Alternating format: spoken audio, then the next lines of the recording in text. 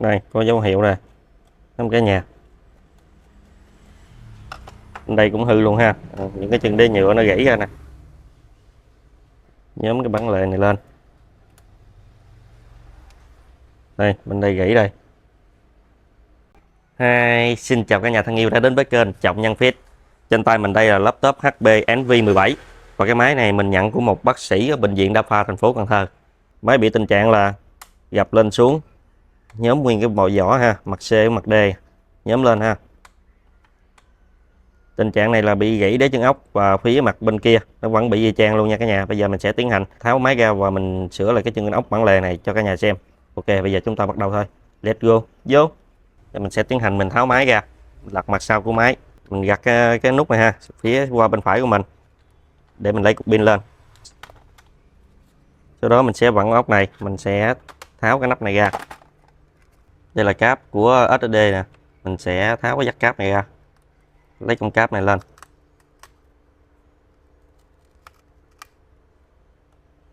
Lấy cái SSD này ra. Mình sẽ vặn toàn bộ các ốc ha. Đây, với cái nút này, nút đế nhựa nè, chắc chắn là có ốc. Chắc chắn là có ốc luôn rồi.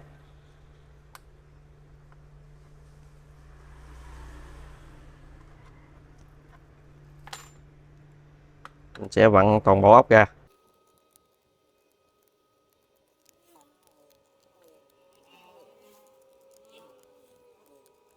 Mình sẽ tháo cái dắt lo lên. Pin CMOS này luôn mình sẽ tháo, mình để đây ha, mình không tháo ra luôn để không thay đổi tinh chỉnh trong BIOS. Tháo ra luôn. Rồi mình sẽ lấy ổ DVD ra. Với ổ DVD này có 3 con ốc, mình sẽ tháo 3 con ốc ra luôn.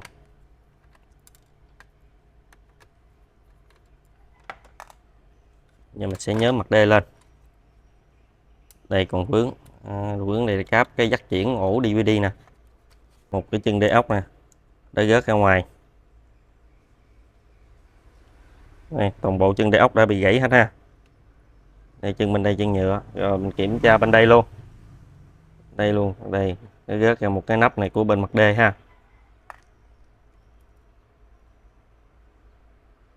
Mình sẽ tháo 3 con ốc của cái bát bản lề này ra.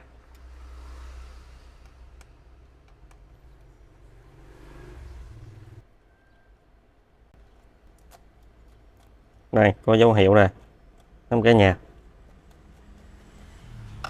Đây cũng hư luôn ha. Những cái chân đế nhựa nó gãy ra nè. Nhóm cái bản lề này lên. Đây bên đây gãy đây.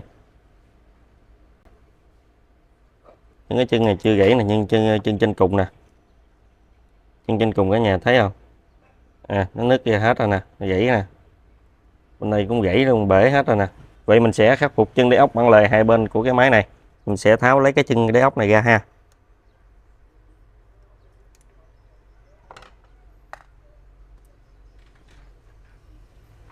Tiến hành mình hàn cái chân đế ốc này lại để cho vào đúng vị trí ha.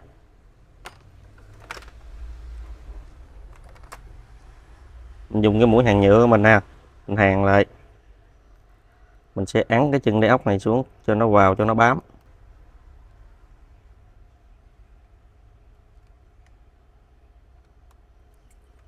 Thiếu nhựa thì mình sẽ hàn, mình lấy thêm nhựa vào.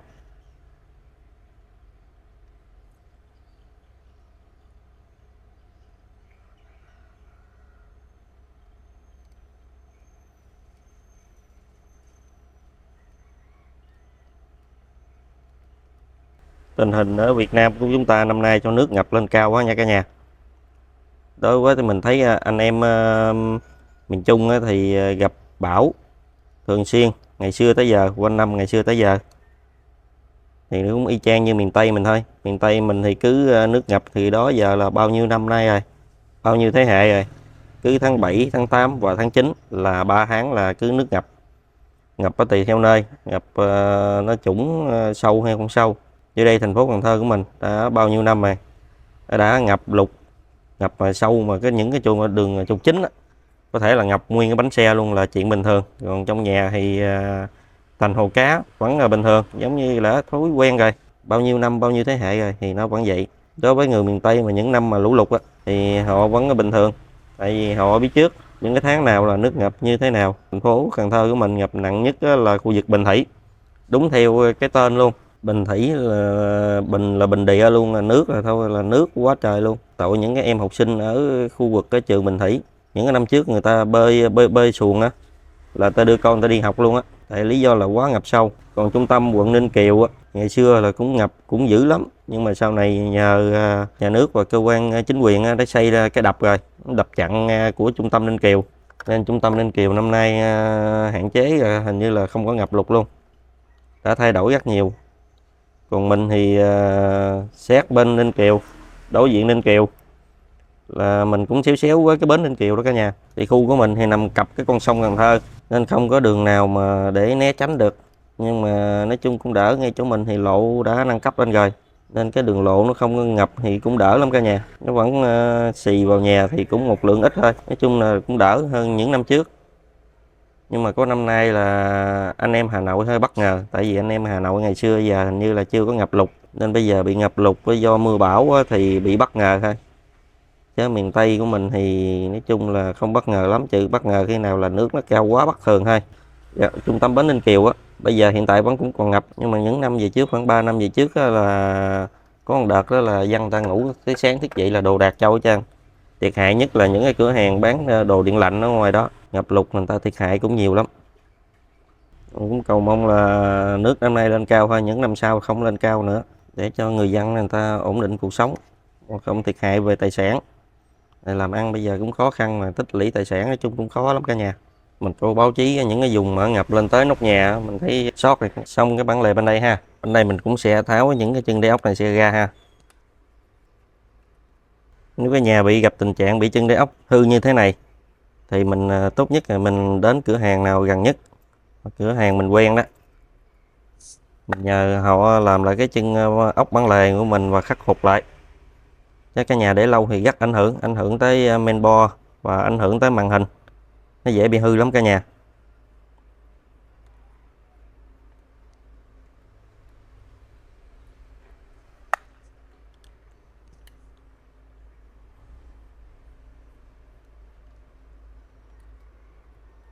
Ở trên máy mình thấy cũng hơi bị dơ ha, bụi ha, mình sẽ tiến hành vệ sinh sơ cái.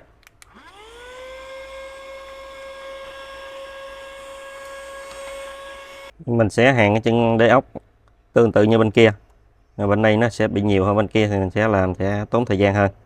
Khắc phục cái chân đế ốc này có hoàn thành hay không lệ thuộc vô cái chỗ mình đang hàn chân đế ốc nè. Nếu mà hàn cứng chắc chắn thì mình sẽ sử dụng lại bình thường.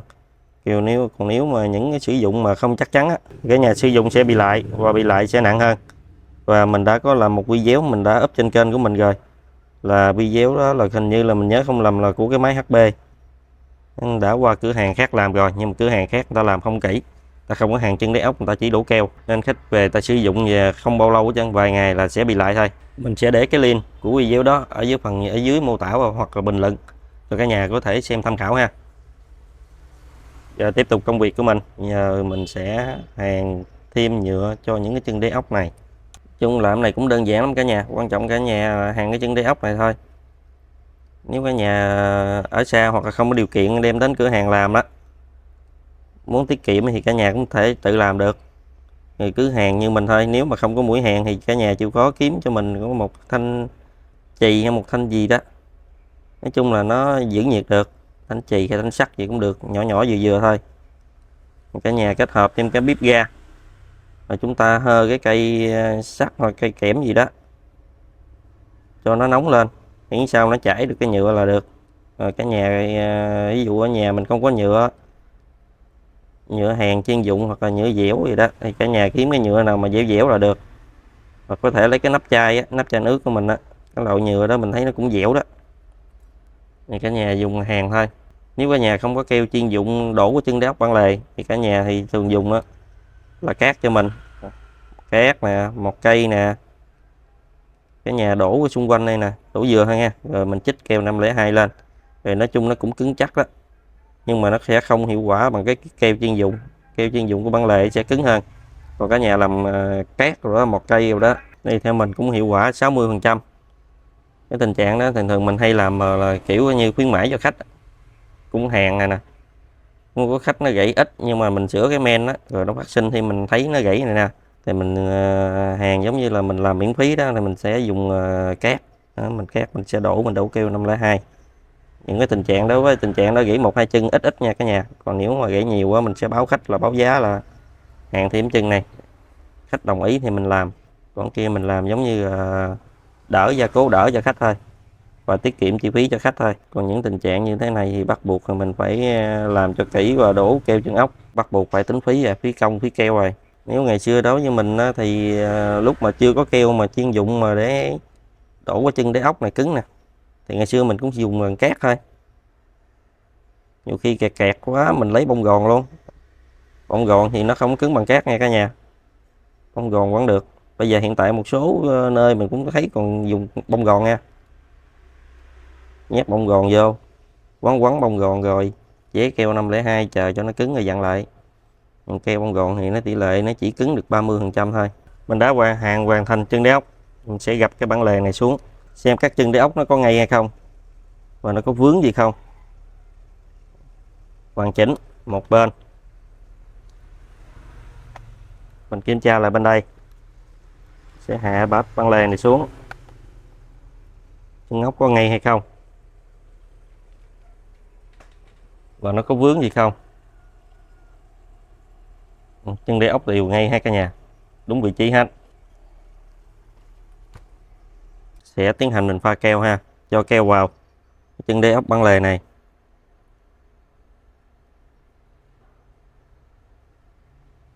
Mình sẽ bôi vòng quanh cái chân đế ốc hết, để nó có nhiệm vụ là bấm giữ chắc cái chân đế nhựa này nó không bị bể. Và chân đế ốc mình dặn vô nó bị xây hay không là lệ thuộc là do mình là hàng cái chân nhựa đó. Nếu mình hàng cái chân nhựa tốt thì cái chân đế ốc nó sẽ không xây.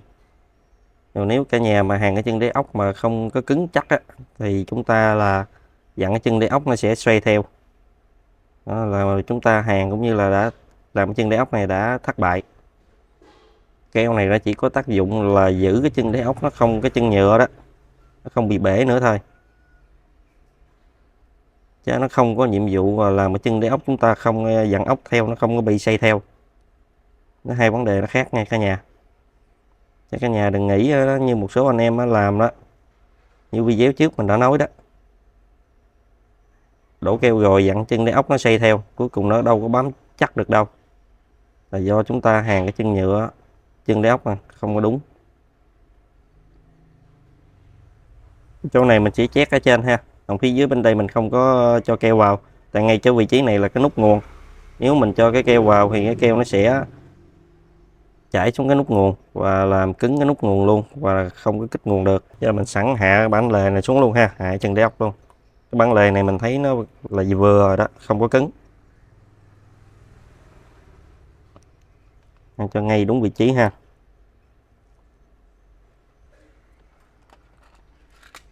Sau đó mình sẽ vặn ốc lại luôn.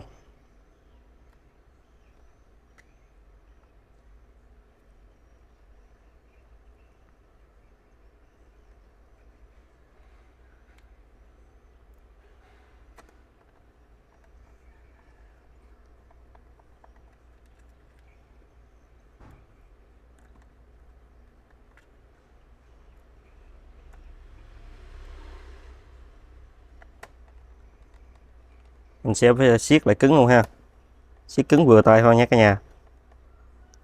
Nhà siết mà là nặng quá là nó tung cái chân đế ốc lại. Nó mình hàng chắc chắn rồi nè, đó mình đây mình siết mạnh tay luôn nè, vẫn không ảnh hưởng ha, chứng tỏ là mình đã hàng cái chân đế ốc đã tốt rồi. Nên giờ mình vặn lại mình cũng tự tin, không ngại gì hết. Mình sẽ vuốt lại keo, do cái keo này là dạng lỏng nên nó sẽ bị chảy, nó không theo đúng vị trí như mình mong muốn. Xong bên kia thì mình tiếp tục mình làm bên đây tương tự luôn ha. Bên đây thì không có vướng nút nguồn nên mình cứ làm thoải mái luôn. Tiếp đến mình sẽ hạ cái băng lề này xuống cũng y như bên kia thôi, sau đó mình sẽ vặn ốc băng lề này lại, mình sẽ siết cứng lại luôn ha.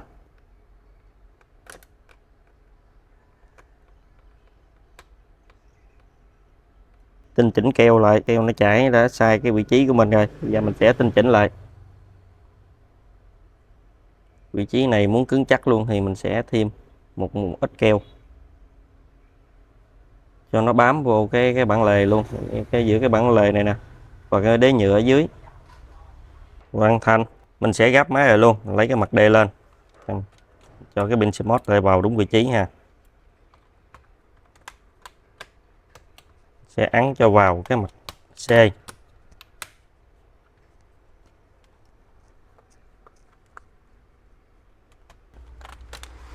Chưa nữa cả nhà ơi, nãy cái mặt D vị trí này nó bị bể nè,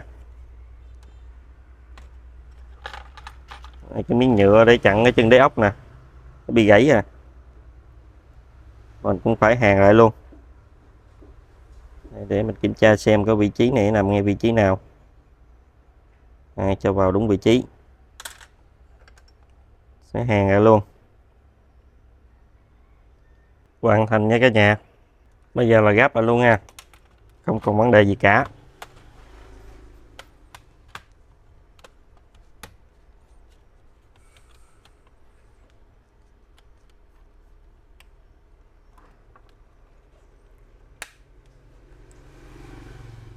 Ấn cho vào cái vỏ vào sát ha, hai cái mặt C và D vào sát.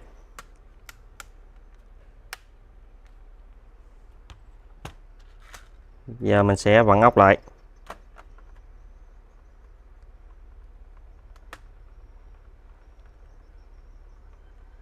Vị trí ốc này mình vặn là vị trí cái chân đế ốc nãy mình có hàn á, và bên đây cũng vậy nè.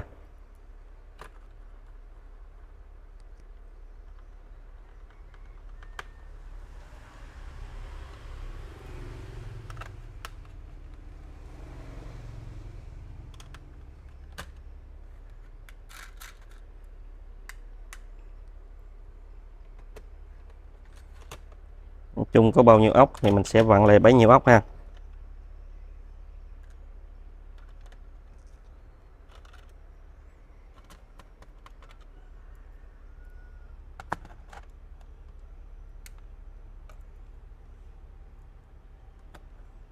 Máy này sử dụng là 5 lo, dòng Envy mà. Envy thường thường nó nghe nhạc rất là hay, cho thiết kế IC âm thanh và cái lo luôn, cái lo rất thường thường là lo có thương hiệu. Tiếp đến sẽ để DVD vào, vặn ốc, hoàn thành hết ốc.